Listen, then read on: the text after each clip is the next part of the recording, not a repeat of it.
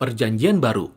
Jika kita membuka Alkitab, maka kita akan melihat bahwa daftar isinya terdiri dari dua bagian besar, yaitu Perjanjian Lama dan Perjanjian Baru. Kata perjanjian mengacu pada sebuah ikatan perjanjian yang merupakan inti dari kedua bagian ini.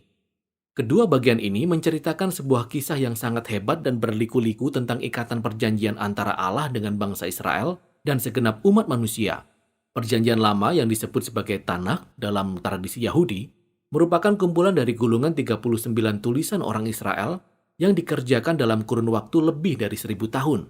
Sedangkan ke-27 kitab dalam Perjanjian Baru semuanya ditulis hanya dalam waktu 30-40 tahun oleh para pengikut Yesus generasi pertama. Sejak semula, umat Kristen sudah mulai mengumpulkan tulisan-tulisan ini dan membacanya bersama-sama dengan Perjanjian Lama sebagai satu kesatuan kisah yang bercerita tentang Yesus. Perjanjian Baru dimulai dengan 4 kitab narasi yang semuanya kita sebut sebagai Injil, yang menceritakan tentang kehidupan, kematian, dan kebangkitan Yesus dari Nazaret sebagai suatu pemberitaan kabar baik. Keempat Injil ini diikuti oleh narasi yang kelima yang disebut Kisah Para Rasul. Dalam kitab ini, Yesus yang telah bangkit mengutus para rasul. Kata rasul juga berarti orang yang diutus. Mereka ditunjuk sebagai utusan Yesus untuk menyebarkan kabar baik tentang Dia ke seluruh dunia pada zaman itu.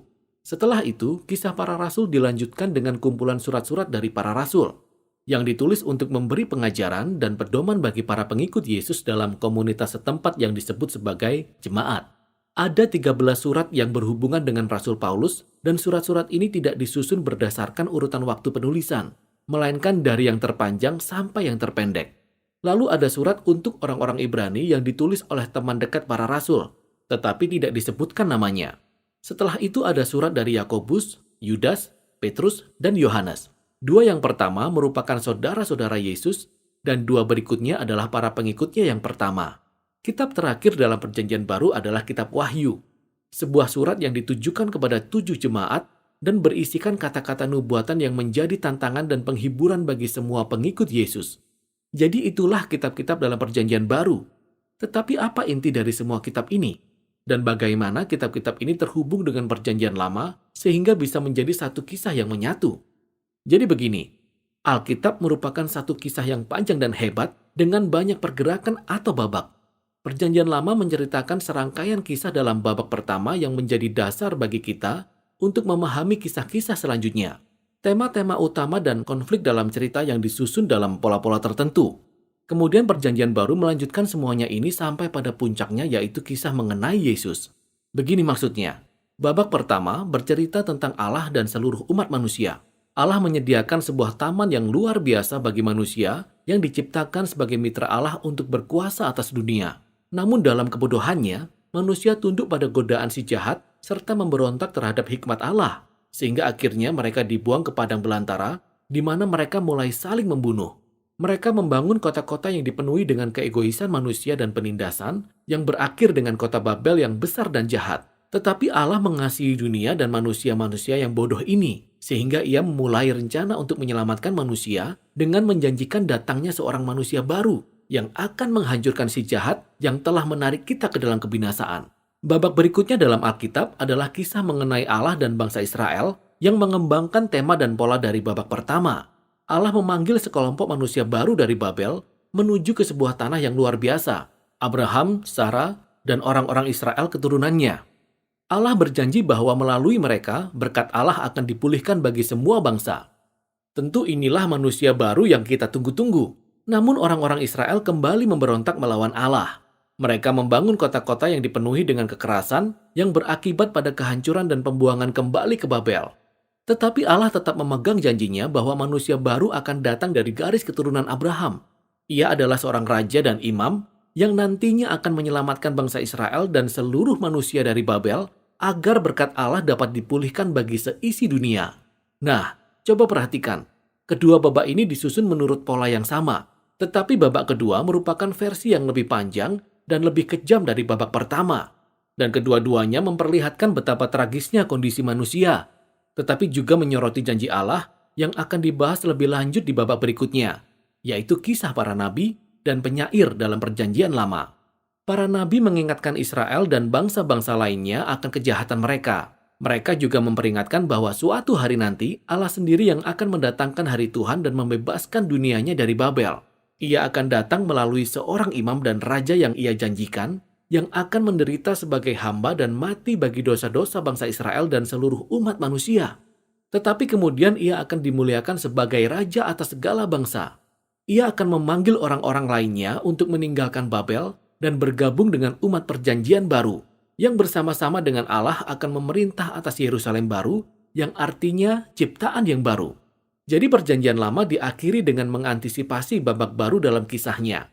Dan di dalam perjanjian baru, kisah yang sama akan dilanjutkan di dalam Yesus. Mari kita lihat bagaimana caranya. Keempat kitab Injil memperkenalkan Yesus dari Nazaret sebagai keturunan dari Abraham yang dijanjikan untuk memulihkan berkat Allah bagi bangsa-bangsa, dan juga sebagai manusia baru yang akan mengalahkan si jahat dan memulihkan persekutuan manusia dengan Allah. Jadi Yesus tidak hanya digambarkan sebagai manusia. Ia berkeliling memberitakan kedatangan kerajaan Allah yang telah dijanjikan itu. Ia juga berkata-kata dan bertindak seperti dialah Raja Ilahi Israel. Namun bukannya ia menyebut dirinya sebagai raja, Yesus malah menyebut dirinya sebagai anak manusia, yang berarti manusia yang bertindak sebagai hamba. Injil menyatakan bahwa di dalam Yesus, Allah Israel telah menjadi seorang Israel yang setia dan manusia sejati. Kita semua diciptakan demikian, tapi kita telah gagal.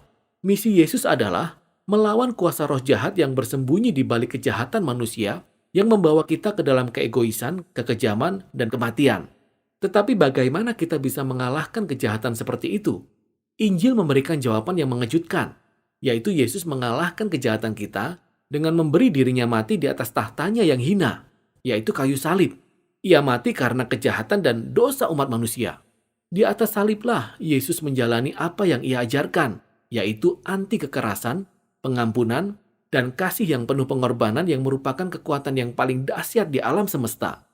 Dan karena kasih Allah akan dunia miliknya jauh lebih kuat daripada kejahatan atau kematian, maka Yesus dibangkitkan ke dalam hidup yang baru yang menjadi model bagi manusia baru. Dan dari sini kita dibawa kepada kisah para rasul. Melalui Roh Kudus, Allah memberi kuasa kepada para pengikut Yesus untuk membagikan kehidupan dan kasih Yesus kepada dunia, yaitu dengan mengajak orang-orang untuk meninggalkan manusia lama mereka dan menjadi manusia baru dengan bergabung ke dalam keluarganya Yesus dari berbagai suku. Disinilah surat-surat dari para rasul bisa masuk ke dalam ceritanya.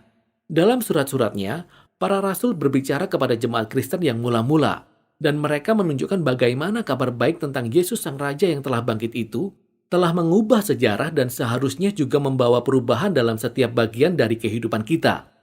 Para rasul juga menjelaskan kabar baik itu dengan senantiasa mengacu pada kisah-kisah dalam Perjanjian Lama dan kisah tentang Yesus. Dengan demikian, kita juga bisa melihat kisah hidup kita sendiri sebagai bagian dari kisah Alkitab yang luar biasa. Segenap umat manusia telah terperangkap dalam pembuangan di Babel, tetapi Yesus datang untuk menyediakan tempat tinggal yang baru. Kita semua hidup seperti dalam perbudakan di Mesir, diperbudak oleh keegoisan dan dosa kita. Tetapi Yesus mati sebagai anak domba Paskah untuk membebaskan kita ke dalam tanah perjanjian. Manusia lama kita terikat pada kematian, tetapi kebangkitan Yesus membawa masa depan yang baru bagi manusia baru. Saat ini kita hidup di zaman yang penuh kejahatan, tetapi melalui Yesus dan Roh-Nya, ciptaan baru telah hadir di sini dan pada saat ini. Dari sini kita menuju ke kitab Wahyu, di mana seluruh kisah Alkitab menyatu ke dalam simbol dan gambaran yang sangat kuat. Yesus digambarkan sebagai anak domba yang disembelih yang kemudian diagungkan sebagai Raja Ilahi atas dunia. Ia memimpin umatnya keluar dari perbudakan dan pembuangan di Babel. Dan ketika mereka melawan kekuatan Babel, mereka mungkin harus menderita bersama pemimpin mereka yang tewas terbunuh. Tetapi ketika kita mengikuti Sang Raja yang telah bangkit, bahkan kematian pun tidak dapat menghentikan datangnya ciptaan yang baru, yang digambarkan sebagai bait suci di Taman Yerusalem yang baru, rumah yang sesungguhnya bagi umat manusia setelah mereka kembali dari pembuangan yang panjang. Maka di halaman terakhir Alkitab, langit dan bumi dipersatukan kembali, dan manusia baru menerima kembali tugas yang telah ditetapkan bagi mereka sejak dari halaman pertama Alkitab, yaitu berkuasa atas dunia bersama-sama di dalam kasih dan kuasa Allah. Perjanjian baru merupakan kumpulan naskah yang luar biasa, yang berisikan kesaksian dari para rasul yang menuntun kita kepada Yesus yang telah bangkit itu.